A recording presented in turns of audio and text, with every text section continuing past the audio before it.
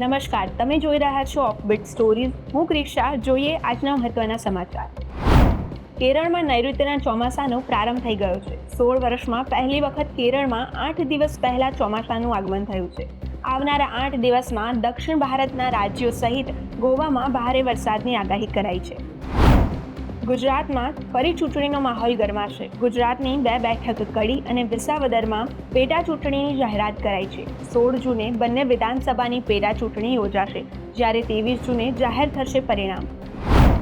રાજકોટના ગોઝારા ટીઆરપી અગ્નિકાંડની આજે પહેલી વર્ષી છે. તેવામાં કોંગ્રેસે મૃતકોની આત્માની શાંતિ માટે યજ્ઞનું આયોજન કર્યું છે. સાથે સાથે કોંગ્રેસે મૃતકોના પરિવારજનોને 25 લાખ રૂપિયાની સહાય આપવા સરકાર સમક્ષ માંગ કરી છે.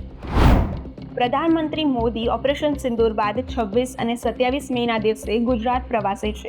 તેવામાં 26 જૂને પ્રધાનમંત્રી મોદીના હસ્તે 53,414 કરોડના 33 વિકાસ કાર્યોનું લોકાર્પણ અને ખાતમુહૂર્ત કરશે. ઓપરેશન સિંદૂર બાદ ભારતથી 7 ડેલિગેશન વિવિધ દેશોની મુલાકાતે છે. તેવામાં શશી થરૂરે ન્યૂયોર્ક પહોંચી 9/11 વર્લ્ડ ટ્રેડ સેન્ટર ટાવરમાં ભોગ બનનાર લોકોને શ્રદ્ધાંજલિ પાઠવી. શશી થરૂરે કહ્યું, પાકિસ્તાને છેલ્લી તક ગુમાવી દીધી છે. અમેરિકા જેનો ભોગ બન્યું તેનાથી ભારત પણ પીડિત છે. દેશમાં કોરોનાના રેપિડ રેટથી વધી રહેલા કેસોએ આરોગ્ય તંત્રની ચિંતા વધારી દીધી છે. કેરળ, તમિલનાડુ, મહારાષ્ટ્ર અને કર્ણાટકમાં ખૂબ જ ઝડપથી વધી રહેલા કોવિડ કેસોને લઈ માસ્ક પહેરવા ફરજિયાત કરાયા. દિલ્હી અને નોઈડામાં પણ કોરોનાની એન્ટ્રી થઈ છે. ભારત હવે વિશ્વની 4થી સૌથી મોટી અર્થવ્યવસ્થા બની છે. નીતિ આયોગના CEO BV સુબ્રમણ્યમે એલાન કર્યું છે અને આવનારા 3 વર્ષમાં ત્રીજી સૌથી મોટી અર્થવ્યવસ્થા બની જશે. ગાઝા પર ગમે તે ભોગે કબજો જમાવવા માટે ઇઝરાયેલે ભીષણ એર સ્ટ્રાઇક શરૂ કરી છે.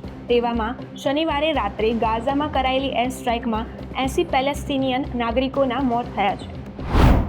આ હતા અત્યાર સુધીના મહત્વના સમાચાર. દેશ અને દુનિયાના બાકી સમાચાર માટે વિઝિટ કરો અમારી વેબસાઇટ www.offbeatstories.in અને ઓફબીટ સ્ટોરીઝને સોશિયલ મીડિયા પર ફોલો કરો.